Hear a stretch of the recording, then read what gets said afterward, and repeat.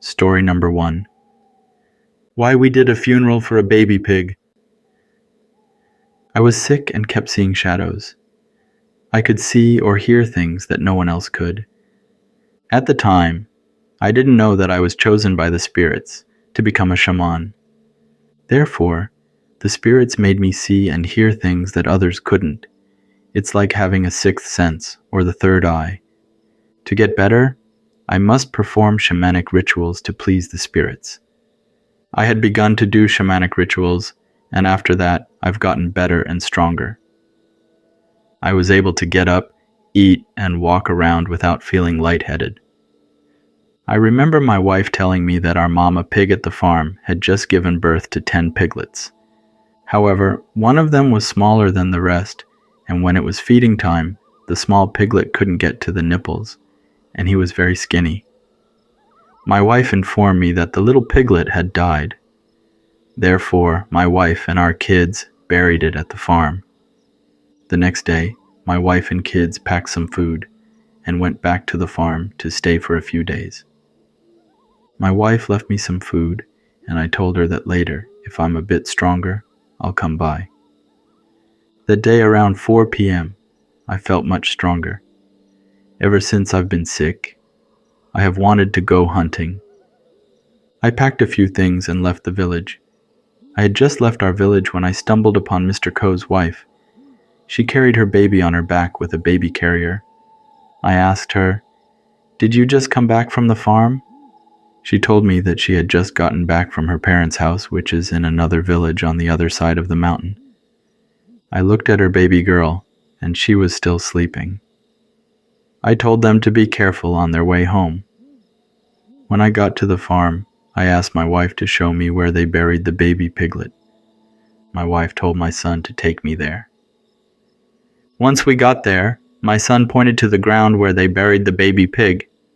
After that, I told him to go back and help his mother build a fire to cook dinner for the night. After my son left back to help his mother, I started digging in that spot and saw that it was just a small branch. The branch was still fresh with green leaves. I believed that my wife and kids buried the piglet there, but something might have swapped it out with a branch full of leaves. That night, I did not tell my family what I saw. The next day, I helped my wife farm all day. For some reason, I keep hearing baby crying from the jungle at the edge of our farm. I asked my wife if she heard the crowing of wild chickens, but she said no. I told her that I kept hearing chicken crows, but she said she didn't hear anything. Honestly, I heard the baby crying, but I did not want to scare my wife. Therefore, I lied to her that it's wild chicken crowing. Right around sunset, I told her that I'm going to the jungle to see if there are any wild chickens. I should be back before dusk. I took my rifle and headed towards the jungle. I followed the sounds of the baby crying. When the crying stopped, I stopped to analyze where the crying may be coming from. I went far into the jungle, and the sun had already set. Sometimes I would hear the crying from the left, and when I went to the left, I would hear it from the right. It's just hard to tell exactly where the crying is coming from. I decided to head back to our farm because I don't want to get lost in the jungle in the dark. The baby crying had already stopped for a while anyway. I started walking back towards our farm. When I got closer to the edge of our farm, that's when I heard chit-chatting around the area. I stopped and looked around. There was a little creek, and on the other side were 2 tiny humanoids with long hair and black clothes. They're what we Hmong called pashong.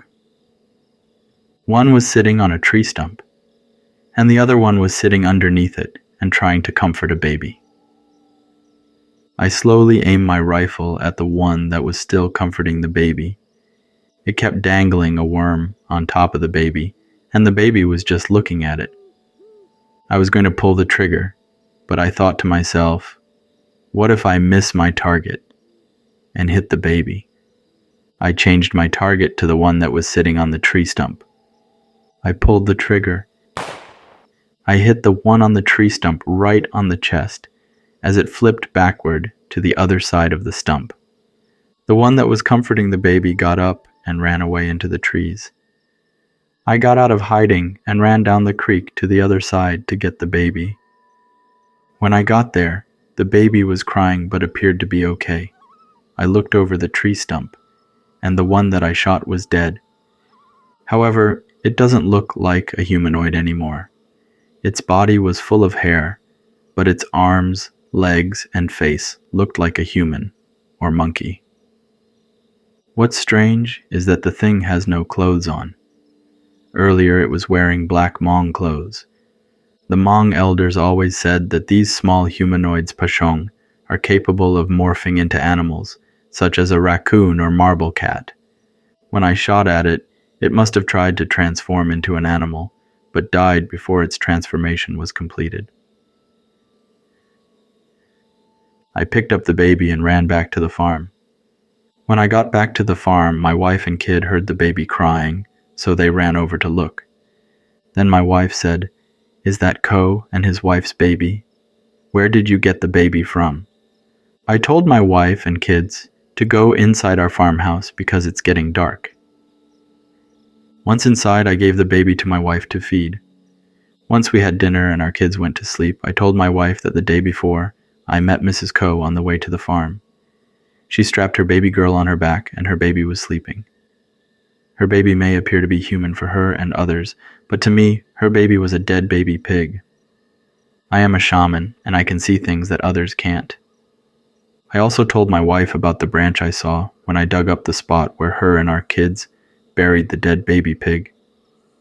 The two pashong might have dug up the dead baby pig and did a swap with Mrs. Ko's baby. Mrs. Ko might have taken a rest while traveling between villages. During her rest, the two pashong might have swapped her baby with the dead piglet. Then the pashong would use their magic to make the dead piglet look exactly like Mrs. Ko's baby. I told my wife that we need to take the baby back to the village tomorrow morning. The next morning, we took the baby back to our village. When we got there, we can hear the funeral drum coming from Mr. and Mrs. Ko's house. We went to our house first and left our children there. Then my wife and I took the baby to Mr. and Mrs. Ko's house. When we got there, it was already the second day of their baby's funeral. We gave the baby to Mr. Ko and his wife. They looked at the baby and were shocked that the baby was theirs. Everyone that attended the funeral was shocked. Everyone asked, "If that's Mr. Ko and Mrs. Ko's baby, then who's the dead baby? Who is the baby that we are currently doing a funeral for?"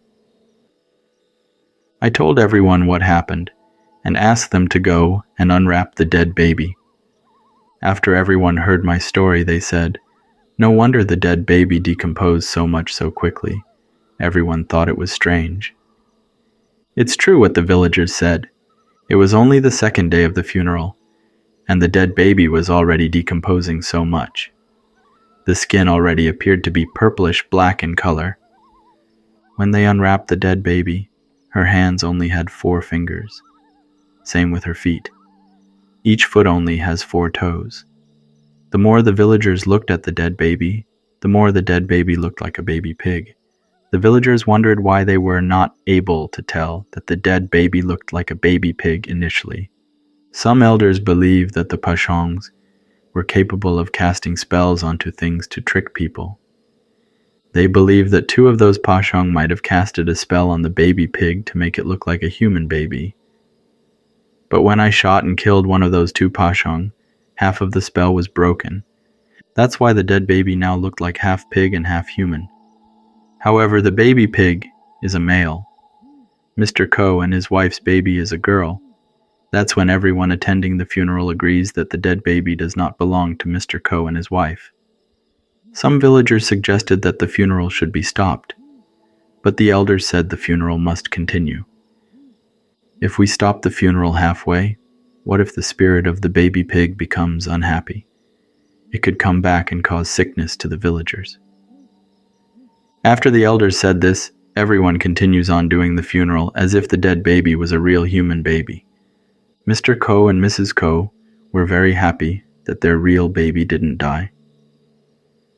Around sunset on the third day of the funeral, they took the dead baby pig far away from the village and buried it. Story number 2. Vengeful Baby Spirit. As a shaman, sometimes, when we journey to the spirit realm, we encounter the spirits of children. These are somber scenarios, and if it's just one of them that we encounter, we take the time to help them understand and assist them in moving on to be reincarnated.